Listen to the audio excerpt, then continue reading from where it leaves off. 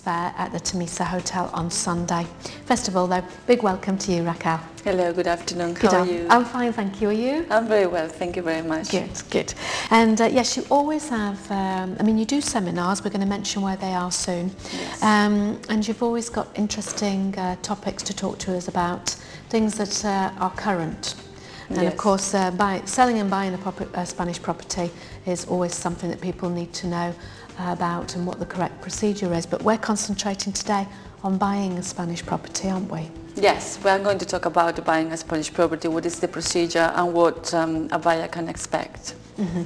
So I suppose we ought to talk about perhaps what would be the start of everything. Would it be looking at the taxes and fees? Or? Right. I'm going to start a little bit about explaining about the legal procedure. Normally, you buy a property, it's bought through an agency in which they normally ask you to sign a contract. In that, since the very beginning, in that moment, you should appoint a lawyer. So it's the first step, you should get your lawyer involved. That contract that the real estate agency will ask you to sign will be against the payment of deposit, what we call a reservation sum deposit, to take the property out of the market. So actually you just reserve the property in your name. The real estate, according to the new law, they should provide a land registry report in the moment you sign that reservation sum contract, in which they show that the property is in the name of the vendor and what is the situation of the charge, if the property that has any charge, what is the situation, there is a mortgage that maybe you can consider to take over. So what is exactly the situation in the land registry of the property and also in the town hall. Okay, so that's the beginning of it all. Beginning, yes. And what would be the next step? Once you place the deposit with a real estate agent, that can actually stay in the escrow bank account as part of the commission. They will ask you to sign this contract with all the conditions of the purchase I stated. And then after that, you get your lawyer to do all the searches on the property, which is if there is a mortgage, what is the bank, what is the situation of the mortgage.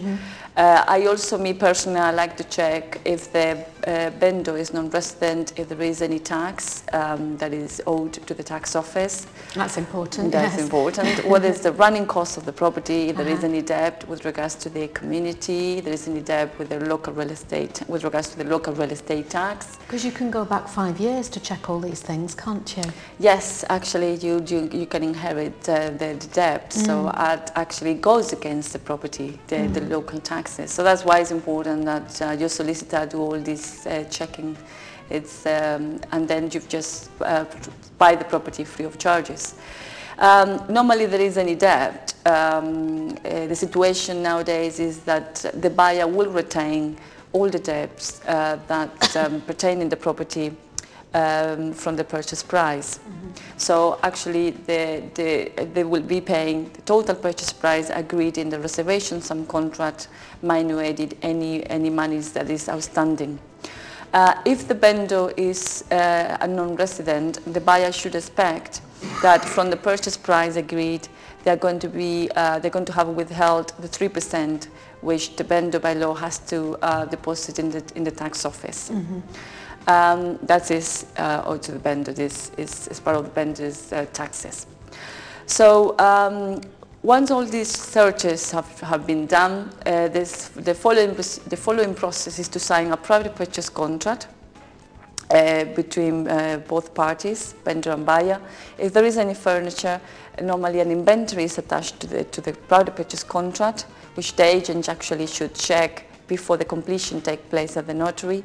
So we call it exchange contract against the 10% payment of the purchase price. If the vendor is non-resident, normally, if I'm representing the buyer, I will ask the vendor's lawyer to keep this 10% until completion in the client's account, just for safety. Yeah. And after that, the final 90% minus the 10%, sorry, minus the deposit will be paid at the notary, which is exactly when it's happening, the completion.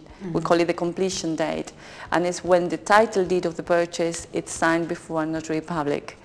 If you cannot be present because you are not in Spain, you can always leave a power of attorney to your lawyer. Actually, it's advisable because your lawyer will have afterwards to do all the direct debits of the running cost of the property and get the NI number in case the purchaser don't have it. And it's good that your lawyer has a power of attorney to deal with all the bits and pieces, and it makes everything much simpler. Makes sense, doesn't it? It makes more sense. And so that would be obviously when you would have full ownership then? Yes. After you? Once you complete on the property at the notary on the transaction, then the taxes must be paid. When you, it's difficult when there is a mortgage involved in the purchase. It's difficult to calculate, do the calculation of how much the cost will be since the very beginning, because obviously it will depend very much of how much the bank will approve. But just to give an idea, it will be, if there is a mortgage involved, will be between 12% or 13% on top of the purchase price. And then if there is no mortgage involved, there will be 10% on top of the purchase price, which is divided in 7% of transfer tax when it's a resale. The VAT is exactly the same. Then from properties which purchase price is higher than 400,000 euros, the purchaser will have to pay 8%. There was a reduction issued this year by the government, which actually for properties that they are bought in new developments, they considered until the end of the year, end of this year, 2011, 4% on tax, on VAT for new properties. But this is not applicable for resale, for second-hand properties. No, it's only for new properties until the end of this year. So that will be the 7% up to 400,000 euros. After that will be 8%. And then the purchaser will also have to pay the notary fees and the land registry fees, which I can give roughly and approximate that for a property of 300,000 will be both more or less 1,200 euros. Separate to that, the cost will be also the legal fees of your lawyer, which is normally between 0.75% 1% of the purchase price. That will be so roughly 10% on top of the purchase price. You should expect that you will have to be adding this amount on top of the purchase price. Now you deal with this sort of thing all the time, Raquel. Yes. So you'll see patterns in mistakes that people make. What are the common mistakes that people make? You know, because a lot of people try to do shortcuts, don't they, in this type of procedure, and then they come unstuck, I can imagine. Yes, well, the main mistakes that people normally do is just to trust in agents, for example, not to get a lawyer involved, and that's a huge mistake. That's the main one. Why you would do... Because the estate agent wants a sale, don't they? Yeah, they want the sale. Your best interest it's a matter of controlling the deal, you know, and sometimes, because obviously the purchaser should get an independent lawyer, not the one recommended by the estate agent. Normally, obviously, when that happens, the agent loses the control of the deal. And so sometimes they try to advise the client and do this and do that, but always when you buy a property, I mean, what's the point in spending 200 or 300,000 euros in a property and not having a lawyer doing all the searches on the property and representing you in your best interest, signing a contract or preparing the title deed at the notary? It doesn't make any sense because anything can go wrong. I mean, not necessarily has to, but obviously just spending an extra 2,000 euros or whatever it is the legal fees, it doesn't make any sense not to do it. You're spending 200,000 or 300,000 and you're risking this huge amount of money, which can be sometimes all your savings, and you don't want to pay legal fees. I mean, it's completely something that doesn't make any sense. Yes, yeah. So you just get a lawyer and get involved a lawyer since the very beginning, and not sign anything until your lawyer do all the check-ins. That will be my save you a lot of money. biggest advice. Yeah, it's about all this bad press about people I'm scared about demolitions, about this, about that. I mean, nothing has happened. No. I mean, it's only happened one, and I think it was in Valencia, remember? Yes, yeah. And you know, when in the interview, the clients, this couple said that they didn't have a lawyer. I mean, what's the point really? Something that you will not do in your own country, why are you going to do in a foreign country? Exactly. When you don't know, even you cannot even talk properly, you know, Spanish, for example. Yeah, and the laws are different. You know, Completely laws are different. In each country. You don't know the system, you don't know the law. I mean, it doesn't make any sense. You will not do it in your own country. Why are you doing it in a foreign country? Exactly. It doesn't make sense. No, it doesn't make any sense. And I presume nowadays, we're thinking of people getting mortgages. They need to put down a lot, sort of like a larger deposit. It's more difficult to get the mortgages, isn't it? So a lawyer can also advise on the sorts of things that they need to get in order to be able to apply for one. Yes, well, obviously, as everyone knows, with the market as it is now, banks went much difficult about approving mortgages. I have to say, for a member of the European Union, it's much easier. That for a non-European, yes, much easier.